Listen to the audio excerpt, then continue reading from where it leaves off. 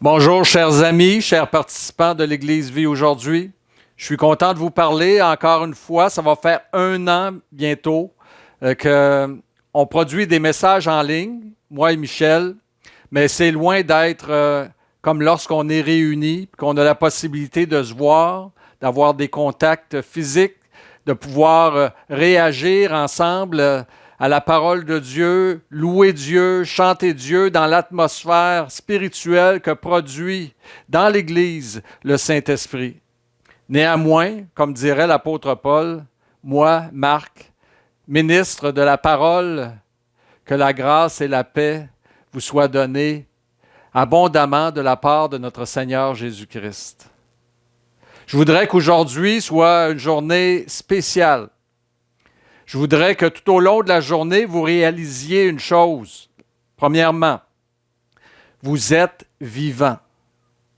Et c'est pour ça qu'aujourd'hui devrait être une journée spéciale, parce que vous réalisez que vous existez, vous réalisez que vous êtes là, vous réalisez que vous faites partie d'un plan, que vous faites partie du plan de Dieu. On s'inquiète du futur, on regrette le passé, pourtant, l'existence est dans le moment présent. La vie se vit dans le présent. Et aujourd'hui, malgré la pandémie et les bouleversements que cela entraîne, vous êtes assis au chaud, le ventre rassasié, je l'espère, en sécurité dans votre maison, et vous êtes un être vivant. Le premier des grands dons qui nous a été offert par le Créateur ici-bas, c'est l'existence.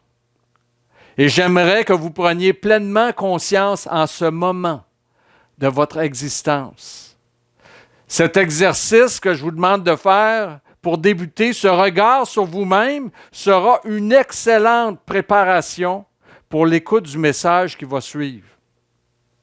Comme être humain, on est tellement interpellé par ce qui nous entoure, on est tellement bombardé d'informations qu'on ne connecte plus avec soi-même. Mettez-vous en mode pause aujourd'hui. Mettez-vous en mode pause un instant.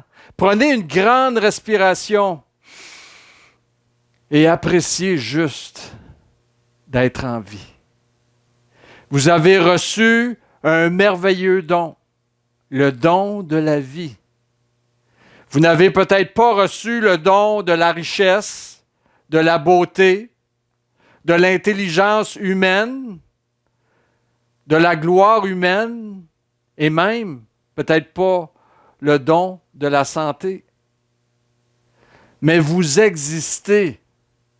Et le fait d'exister vous donne la chance extraordinaire de recevoir un deuxième don qui va venir magnifier le premier, qui va rendre le don de l'existence, le don de la vie encore plus précieux. Et ce deuxième don est non seulement gratuit, mais il est accessible facilement. Ce deuxième don, c'est la vie éternelle. La parole de Dieu nous dit que pour recevoir ce don, il suffit d'avoir la foi. Paul nous dit en quoi consiste la foi.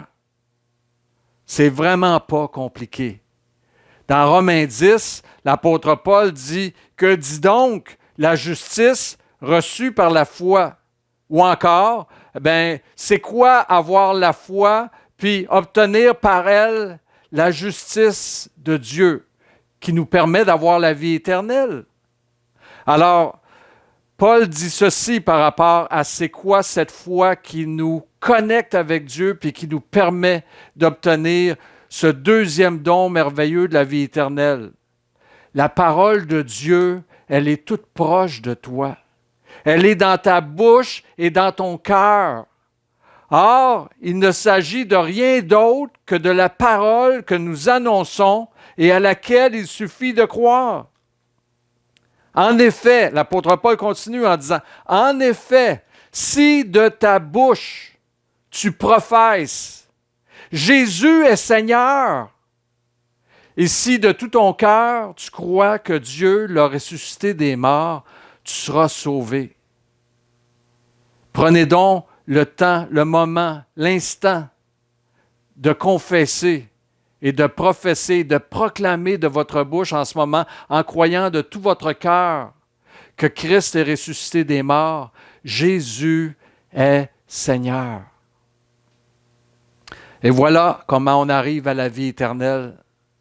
Car être sauvé, c'est avoir la vie éternelle.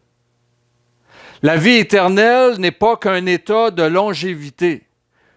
Bon, déjà, c'est un bon début de jamais mourir. L'humanité rêve de ça. Mais la vie éternelle, c'est aussi un état de perfection. Plus de péché, plus de souffrance, plus de larmes, plus de déception, plus de maladie, plus de pauvreté, plus de faim, plus de soif, plus de fatigue, plus de conflits, plus de tumulte, plus d'angoisse, plus de tout ce qui, et je me permets de le dire, plus de tout ce qui vous pourrit la vie actuellement. Qui ne voudrait pas de cette vie? Elle est gratuitement offerte par la foi en Jésus-Christ.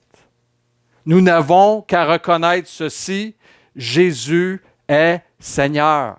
Avoir la vie éternelle, obtenir ce second grand don après l'existence, recevoir le don de la vie éternelle, ça s'appelle la grâce de Dieu. Et c'est le sujet sur lequel je veux vous entretenir aujourd'hui, et non seulement aujourd'hui, mais dans les prochaines semaines, parce que je commence une nouvelle série dont le titre est « La grâce de Dieu ». Ça fait plus qu'un an que je n'ai pas prêché dans le cadre d'une série. Et après prière et recherche et méditation, le Seigneur m'a conduit vers cette série qui m'emballe, qui me fait du bien et qui, je sais, va également vous faire du bien. Une des déclarations bibliques parmi les plus importantes est celle-ci. Car c'est par la grâce que vous êtes sauvés, par le moyen de la foi. Et cela ne vient pas de vous, c'est le don de Dieu. Tous ceux qui sont sauvés doivent donc connaître ce verset, je vous dirais, par cœur, et ne jamais l'oublier. C'est une arme redoutable contre nos ennemis invisibles, contre Satan, qui nous accuse à tort ou à raison de nos fautes devant Dieu et qui veut nous entraîner avec lui dans la perdition. Et même, ce verset est une arme contre nos propres pensées charnelles qui nous font la guerre et nous amènent à croire que nous ne méritons pas un si grand salut. Nous sommes sauvés par grâce.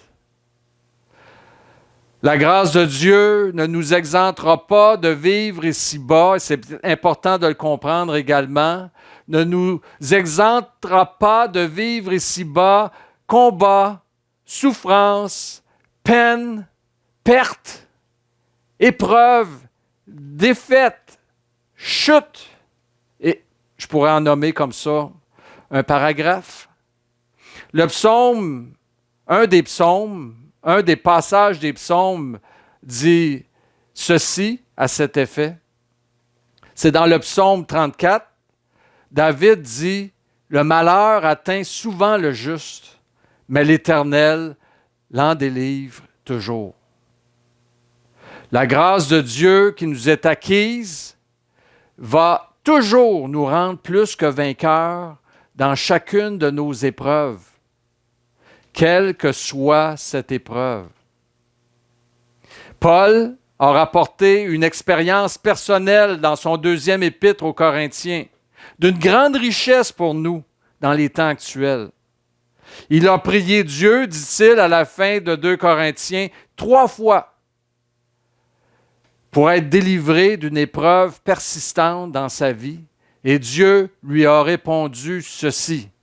« Ma grâce te suffit. Ma grâce te suffit. Je vais tenter d'expliquer dans les prochaines semaines pourquoi cette réponse de la part de Dieu est magnifique et exceptionnelle. Pourquoi la grâce de Dieu est tellement importante et suffisante pour nous permettre de suivre Jésus, de croire en lui, de souffrir pour lui et d'hériter de la gloire avec lui au jour de son avènement. Ici-bas, dans notre marche chrétienne, au sein de notre pèlerinage terrestre, on perd trop souvent de vue combien le don de la grâce de Dieu qui nous est acquis, je le répète, qui nous est acquis, est précieux et suffisant pour nous rendre capables d'hériter des promesses de Dieu. Dans le cas de Paul, c'est comme si Dieu lui disait, dans 2 Corinthiens, donc, lorsqu'il lui a répondu, parce que Paul a prié, a supplié Dieu à 3 reprises, « Seigneur, enlève-moi ça ». Et Dieu lui disait, d'une certaine façon, « Hey Paul, tu m'as prié haut et fort à 3 reprises de t'enlever une épreuve en particulier. » Ça ressemble à nous, hein? Mais as-tu oublié tout ce que j'ai fait pour toi et avec toi depuis le jour où?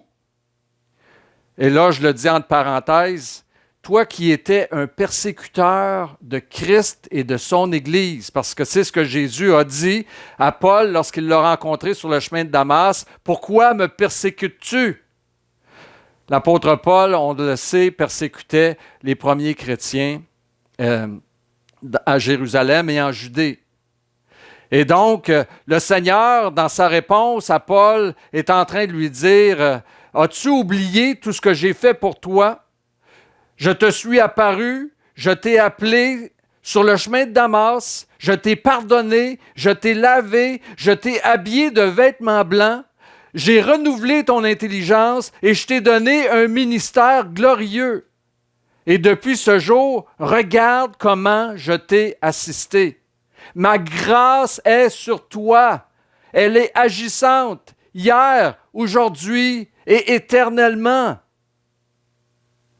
L'apôtre Paul devait se rappeler, lui aussi, comme nous, continuellement, que la grâce de Dieu était avec lui.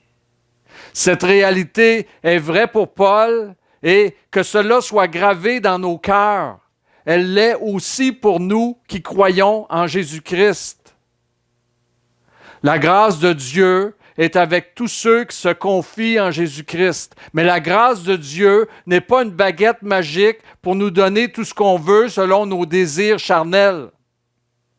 J'aime cette salutation de Paul dans le dernier verset de son épître aux Éphésiens, lorsqu'il dit que la grâce soit avec tous ceux qui aiment notre Seigneur Jésus-Christ d'un amour inaltérable. Ce que Paul est en train de dire par cette salutation, par cette prière, c'est que la grâce de Dieu nous est acquise par la foi manifestée par un véritable attachement à Jésus-Christ. Et deux, Paul est en train de nous dire par cette salutation, il faut marcher avec Dieu aussi, comme un petit enfant le fait avec son père et sa mère. Il faut faire confiance et se laisser conduire. Ne pas douter de l'amour de Dieu envers nous, ni de sa grâce souveraine. C'est souvent ce qu'on oublie dans l'épreuve, dans les difficultés, et nous sommes appelés à vivre des épreuves et des difficultés. On oublie qu'on a véritablement la grâce de Dieu sur nous. Et pour parler de cette grâce souveraine, j'ose et je vais citer la parole même de notre Seigneur Jésus-Christ qui, dans Jean 10, lorsqu'il se proclame être notre berger, le grand berger spirituel, il dit « Mes brebis entendent ma voix, je les connais et elles me suivent. Je leur donne la vie éternelle et elles ne périront jamais et personne ne les ravira de ma main. » Mon Père qui me les a donnés est plus grand que tous, et personne ne peut les ravir de la main de mon Père. Moi et le Père, nous sommes un. N'est-elle pas grande la grâce de Dieu sur nous? Nous sommes dans la main du Père et du Fils qui sont un. Et rien ne peut nous ravir, rien ne peut nous ravir de leurs mains. Donc, nous sommes appelés à croire, à vivre et à dépendre de la grâce de Dieu. Voici comment j'aimerais conclure ce message sur cette grâce et en même temps préparer la table pour le prochain message. Dans ma profession, j'ai vu souvent ce qu'on appelle des faillites. Faillite personnelle ou faillite d'entreprise. C'est les deux types de faillites qu'on rencontre parce que je vous dirais tout simplement ceci. C'est très, technique, mais une entreprise, c'est une personne morale comme vous et moi, aux yeux de la loi. Donc, une entreprise peut faire faillite et un individu peut faire faillite. Et croyez-moi, personne ne veut passer par là. Premièrement, c'est humiliant, c'est un abaissement, c'est un échec, c'est une perte, c'est une défaite, c'est un dépouillement. Ensuite, l'estime de soi en prend un coup et il y en a qui se relèvent jamais. Il y a souvent beaucoup de victimes collatérales également autour des faillites. Plusieurs créanciers perdent de l'argent. Moi, je n'ai jamais entendu personne se vanter d'avoir fait faillite. En fait, lorsque la situation financière d'un individu ou d'une entreprise est hors contrôle, c'est-à-dire que son endettement a atteint un niveau tellement élevé que ses capacités de rembourser la dette générée par des revenus ne parviennent pas à combler l'écart. Dans ces conditions-là, il existe en fait deux solutions. Quand quelqu'un est rendu à ce niveau-là, de ne plus être capable de rembourser ses dettes, il a deux choix. Et là, je vous parle humainement, mais vous allez voir que sur le plan spirituel, c'est une excellente analogie pour comprendre la réalité du salut. Je vous dirais même, le royaume des cieux est semblable à un homme qui est sur le bord de la faillite ou à une entreprise qui est sur le bord de la faillite. Alors, qu'est-ce que c'est que la faillite? Lorsque quelqu'un fait banqueroute ou faillite, il ferme son entreprise, il liquide ses biens et distribue ce qui reste aux créanciers. C'est la même chose pour un individu. La deuxième solution, lorsqu'on est acculé au mur et qu'on ne peut plus payer nos dettes, il y a ce qu'on appelle une proposition pour échapper, en fait, à la faillite. Ça, la proposition, c'est comme une négociation. En fait, c'est une négociation avec les créanciers à partir des liquidités que l'entreprise ou l'individu va trouver. Je vous donne un exemple. Je dois 100 000 $ à mes créanciers. Je ne suis pas capable de les rembourser. Ils sont après moi pour que je les rembourse. C'est normal. Je réussis à ramasser 20 000 $ à partir d'actifs que j'ai en main. Et puis, je demande aux créanciers s'ils sont prêts à accepter 20 000 $ sur 100 000 $ pour fermer les livres. En fait, c'est comme si je leur disais, je vous rembourse 20 % de ce que je vous dois et on oublie le reste. Ça, c'est ce qu'on appelle la proposition.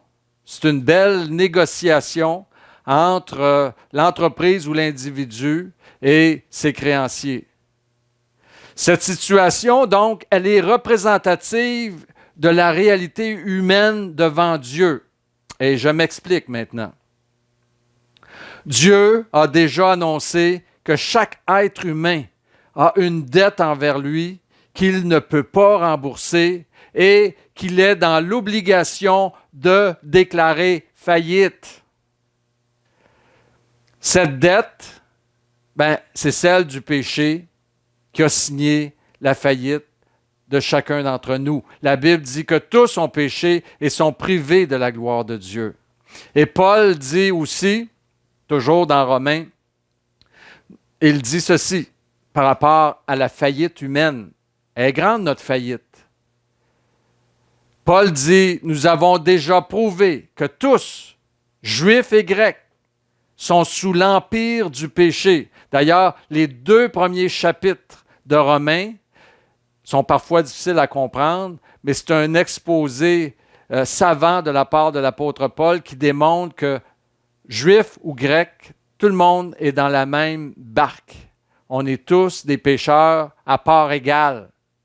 Et dans le passage donc de Romains 3 au verset 10 à 12, il dit, il n'y a point de juste. C'est ce que la parole dit, car il est écrit, il n'y a point de juste, pas même un seul. Nul n'est intelligent, nul ne cherche Dieu. Tous sont égarés, tous sont pervertis, et il n'en est aucun qui fasse le bien, pas même un seul.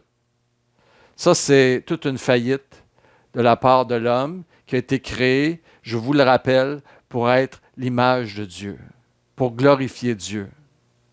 Dieu est prêt, cependant, à faire grâce aux hommes qui ont accepté cette réalité de la faillite.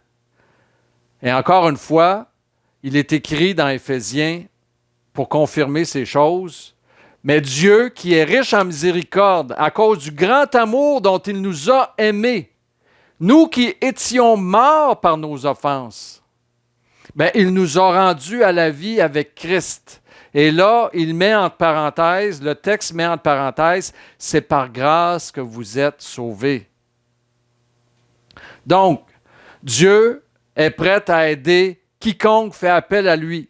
Et il a déjà constitué pour eux de nouveaux biens, de nouveaux actifs et une nouvelle vie.